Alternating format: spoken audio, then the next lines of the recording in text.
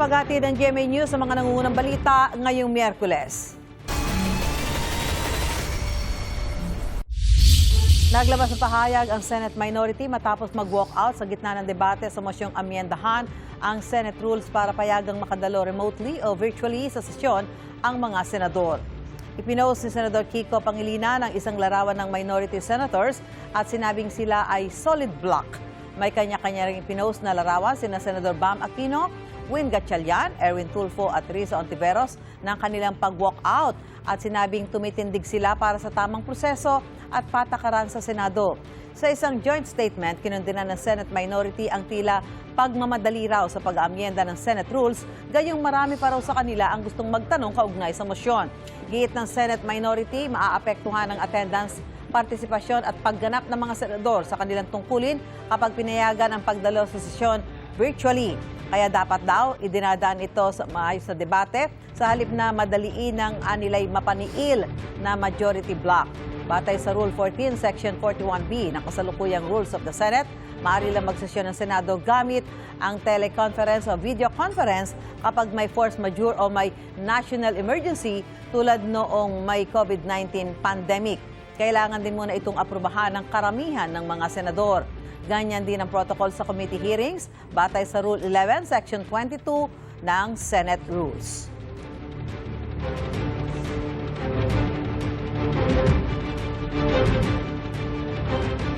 Kinwestiyon ni Senador Rodante Marcoleta ang pag-walk-out sa sesyon kagabi ng minority senators. Sila nga nagbigay ng condition pa mawala ang quorum. So, plano nila yun eh. So what do you think? Kinwestiyon nila yung motion, pero bago nila ginawa yun, nag-walk out sila. Sino po yung bad faith? Bago yan, nilinaw ni Marcoleta na ang motion niya para payagan ang teleconferencing ay dahil marami na raw pagkakataon ngayon na nasa malayong lugar ang tao at may makabago ng teknolohiya. Giit niya, hindi nila minamadali ang pag-aaproba sa motion.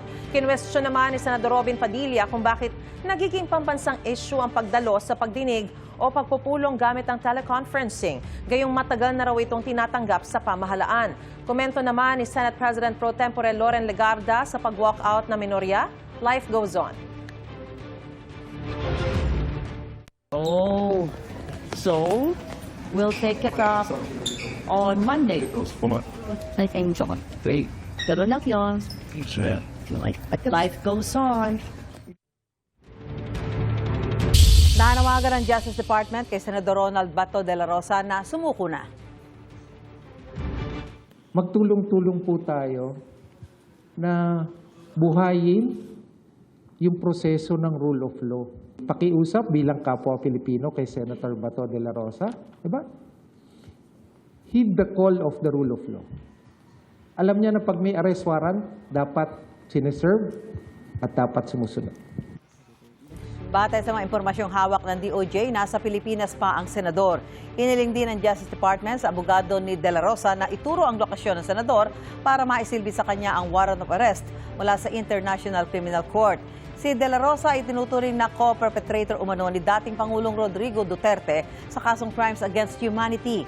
Ayon kay Attorney Jimmy Bondoc, walang impormasyon ang kanilang legal team kung nasaan si De La Rosa. Hindi rin daw nila nais malaman kung nasaan ang senador para maipagpatuloy nila ang kanilang tungkulin ng maayos.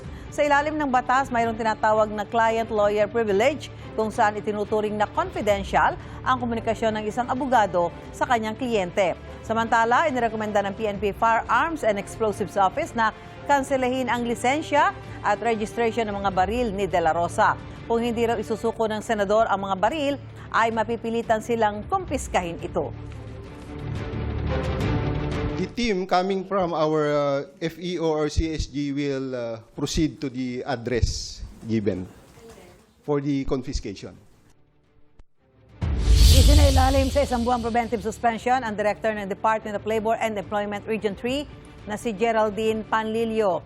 Ayon sa bagong talagang kalihim ng DOLE na si Francis Tolentino, bahagi ito ng investigasyon ng pagguho ng gusali sa Angeles, Pampanga.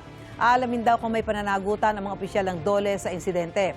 Kasama rin sa mga alamin ay kung bakit ipinagpatuloy ang konstruksyon ng hotel kahit ipinahinto ito noong 2025. Tanggap naman daw ni Panlilio ang suspensyon.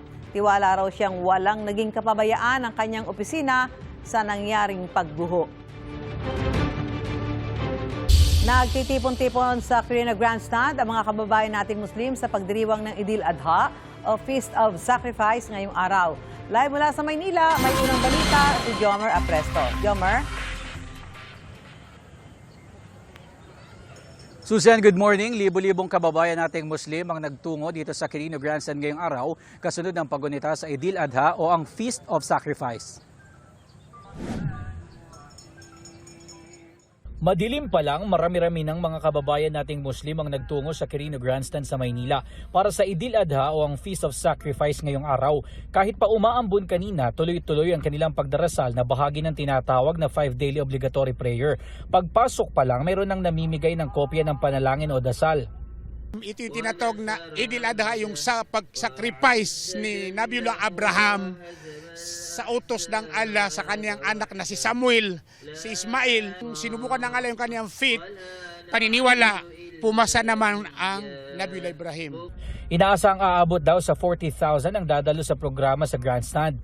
Sabi ng organizer, ilan sa pagbabagong ginawa nila ang pagdadagdag ng mga sound system lalo sa women's area para mas marinig ang sala at kutba o sermon mula sa kanilang imam.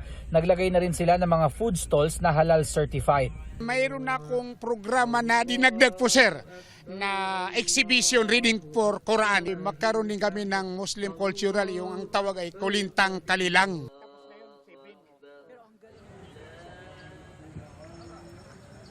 Susan, bandang alas 7 ng umaga nang matapos ang dasal para sa Eid. Pero sabi ng organizer, may ilan pang aktibidad dito na inaasang matatapos bandang alas 10 o alas 11 ng umaga.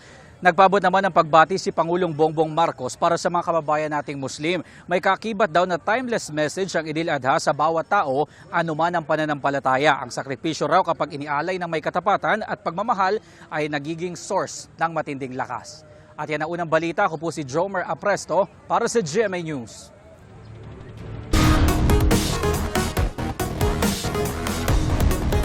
Bagyapong tumaas ang presyo ng ilang gulay sa Pasay City Public Market. May ilang bilihin namang bumaba ang presyo.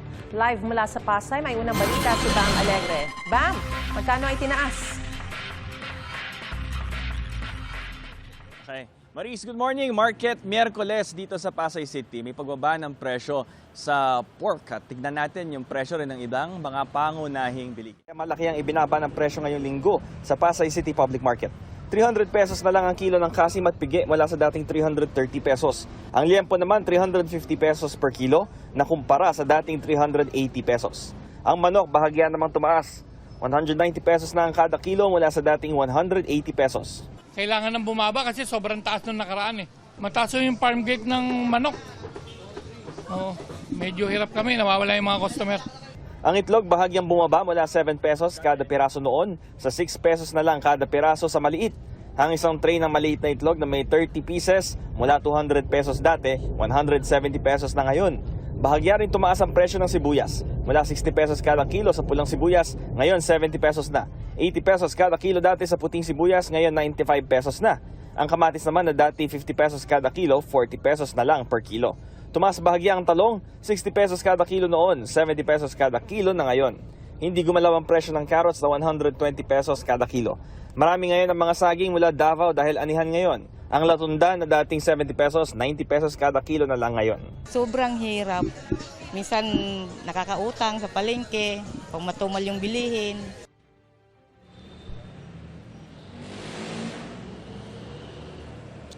Maris, malapit dito sa Metro Manila para mabantayan ninyo yung inyong mga presyo ng mga pangunahing bilihin. Maaaring in-check yung price monitoring ng Department of Agriculture. Ito ang unang balita mula rito sa Pasay. Bam Alegre, GMA News.